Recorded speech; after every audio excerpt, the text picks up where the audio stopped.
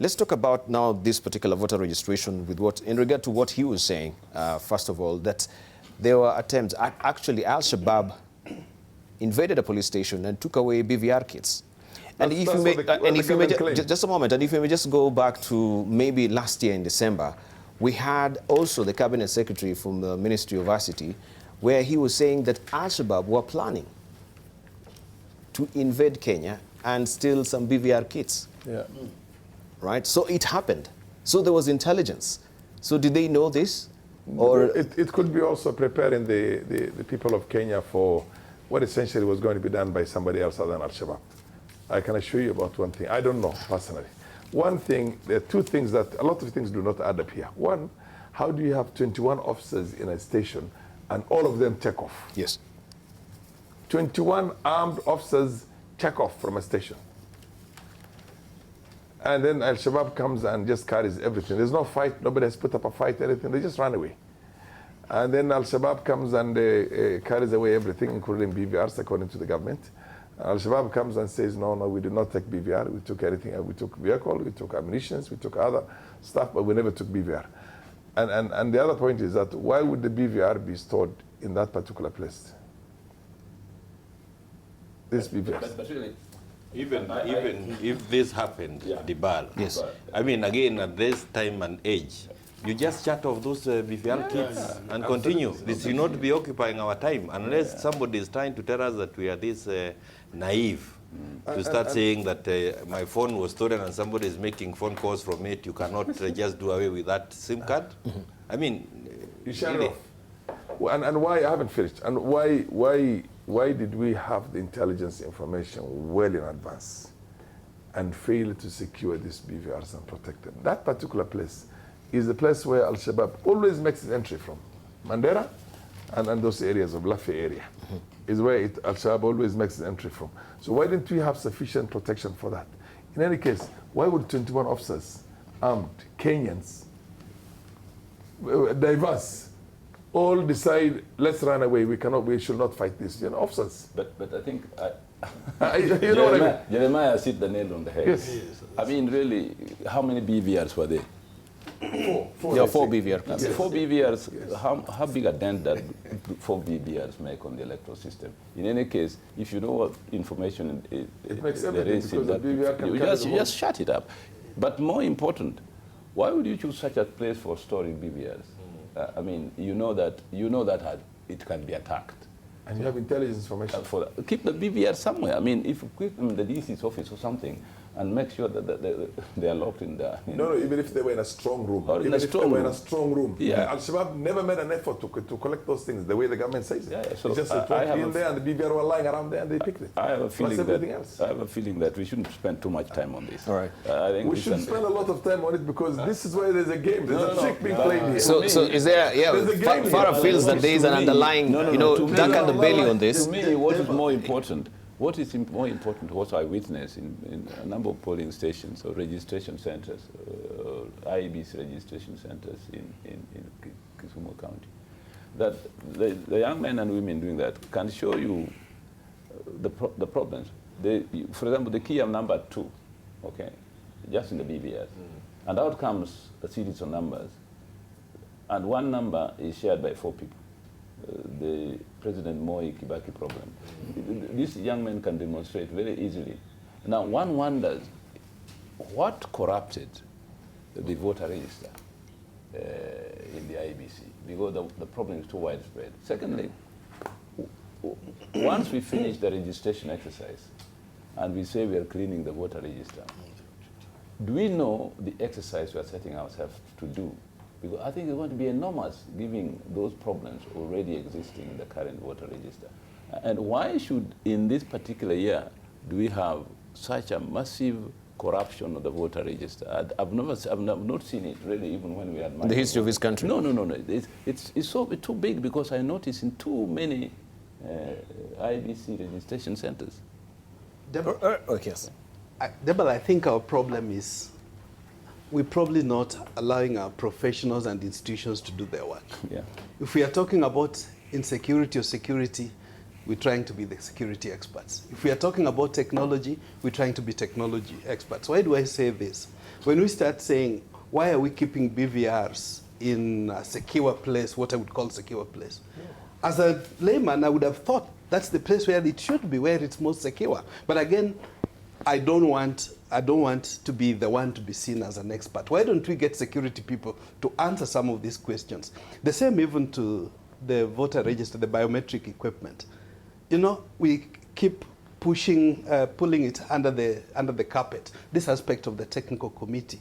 Why did we form this committee if this committee is not doing its work? We're in a way taking away their work, because they're the ones who are supposed to, all these processes of BVRs, why can't we get them to do the real work so that we register people, so that they work, and so that they're interconnected? If there are duplicates, they sort it out.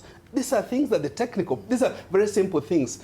What in mechanical engineering they would call the mechanics work. It's not even the mechanical engineer's work. So the spanner boys should be the ones doing this kind of work. But having said that, I do agree with those who are saying we spent a little more time elsewhere. You know, as we are talking, my colleagues here, particularly the two in parliament, legislatures, we talk of rule of law and fidelity of the law. IEBC did gazette and say diaspora are going to be registered on the 1st of February. That 1st and February came and passed. You know, the diaspora are anxious. They are waiting. They have not been registered. Nobody's even telling them what's going on. But we don't seem to be worried. In fact, you've written a letter to IEBC. Sure. And I think also we can just show it where you say, hello, sir, madam.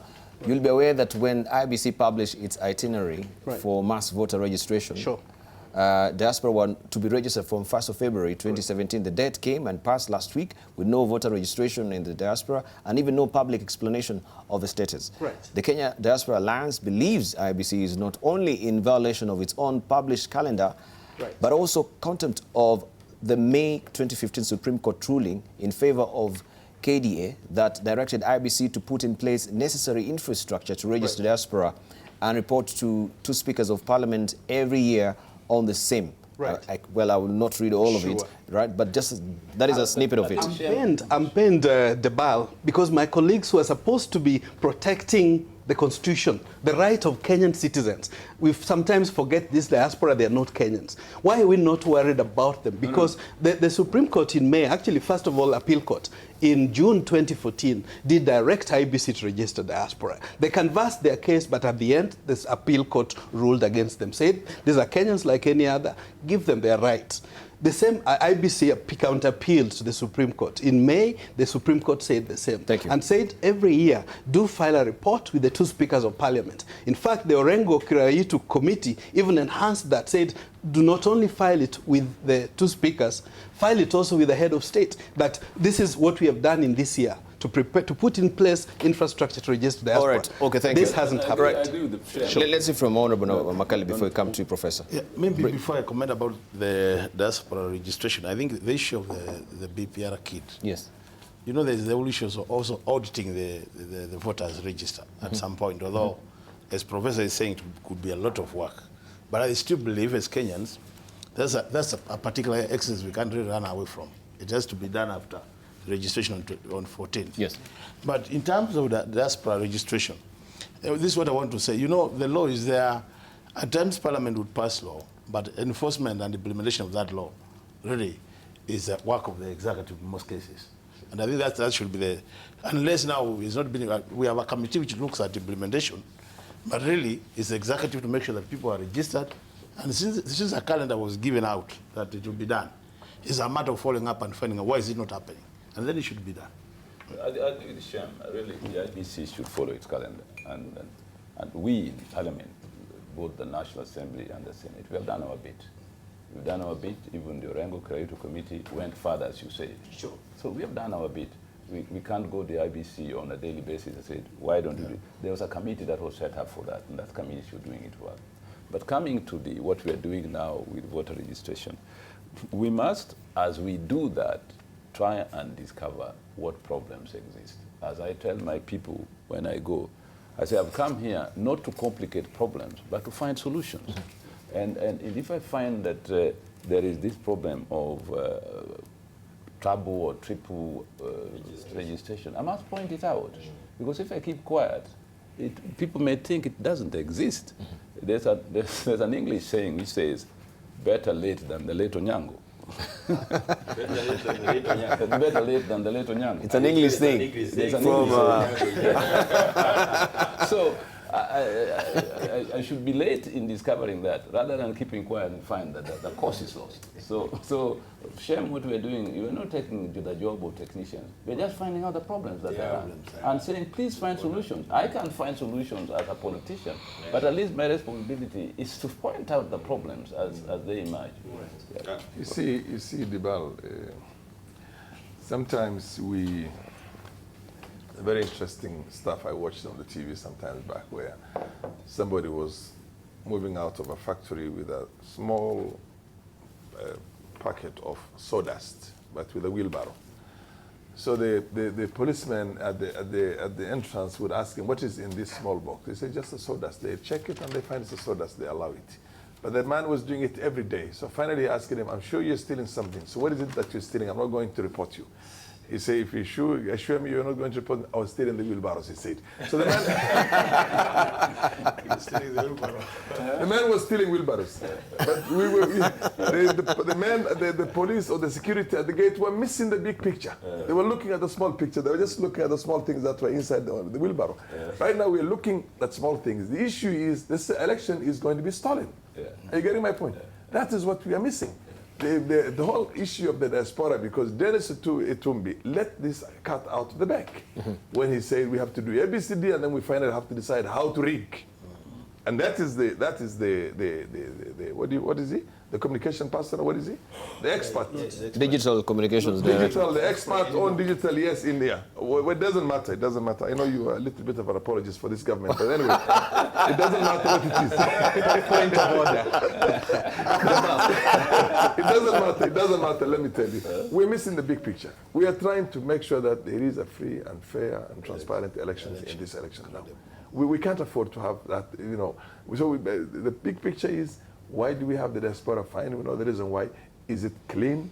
Is it something that we can verify to the extent which we can say, yes, whatever is going to be cast in those places, and it's not going to be selective also, not going to be just for the US diaspora, not for the European and American and other Canadian and the rest of them. I think the whole thing is not an easy thing. And I think right now there is a plot. There is a plot to abuse that noble concept itself. So, yes. I think with due respect, let's not use Dennis Itumbi to deny diaspora their inalienable rights. Second point, would you consider an election where 25% or 15% of eligible voters are deliberately and structurally disenfranchised? If we are talking of free and fair, would we? I don't think so. Thirdly, in terms of, and here I agree with Professor Nyang, instead of putting across challenges, can we bring solutions? There is none of these challenges, some of which my brother, senior brother Farah is mentioning, for which no solutions exist. IEBC is saying, you know, the Article 82 talks of progressive registration. If we did register East Africa last time, this time let's add South Africa or Southern Africa. Yes. Our premise is that that's not being progressive enough.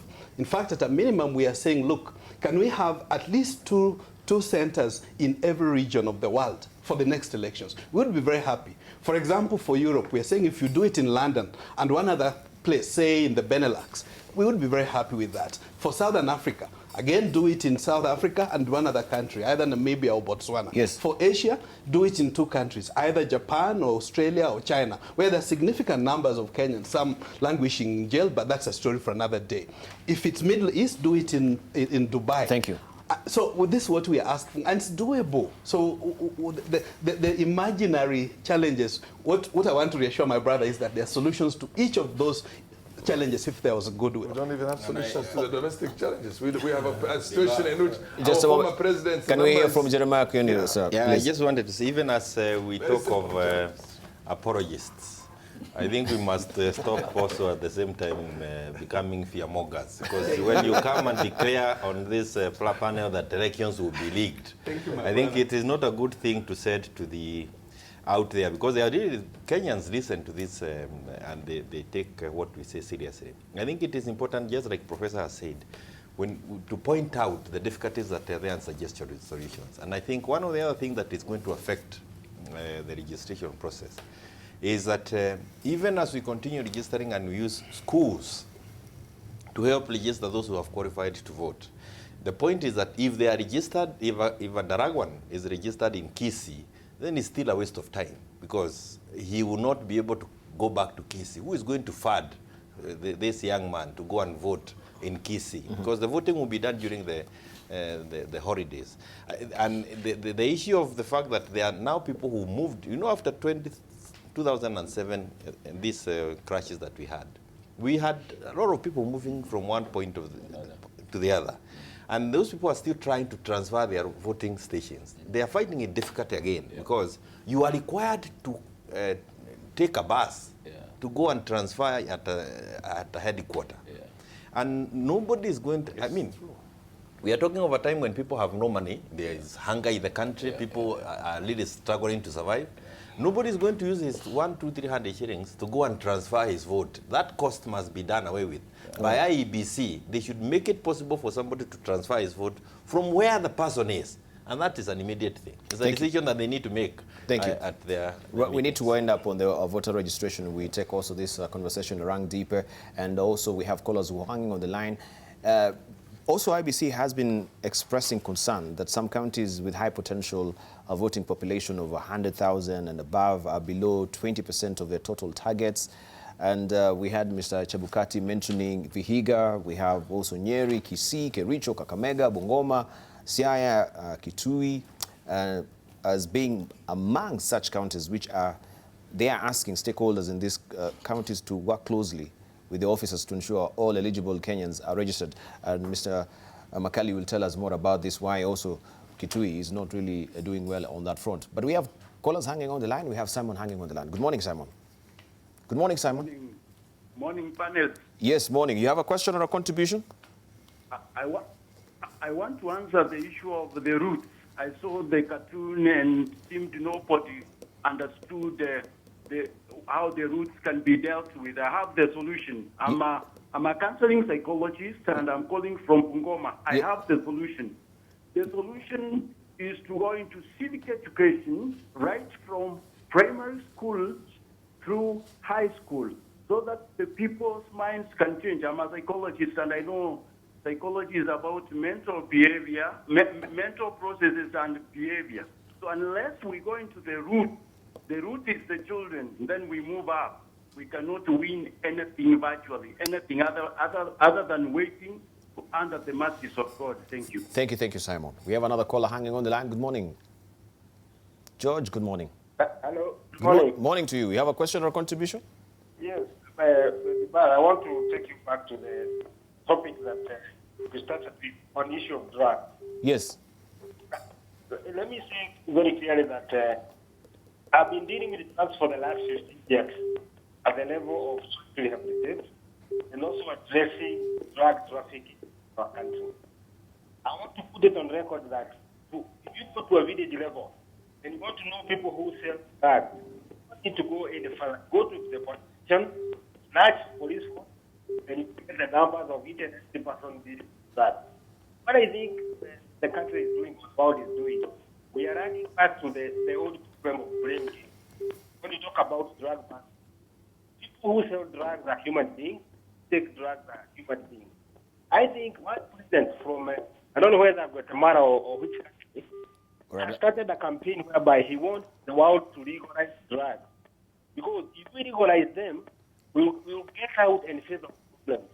We'll be able to see these guys who are doing drugs and then address them. Thank you, George. I'm afraid, we've gotten your point. Thank you very much, George.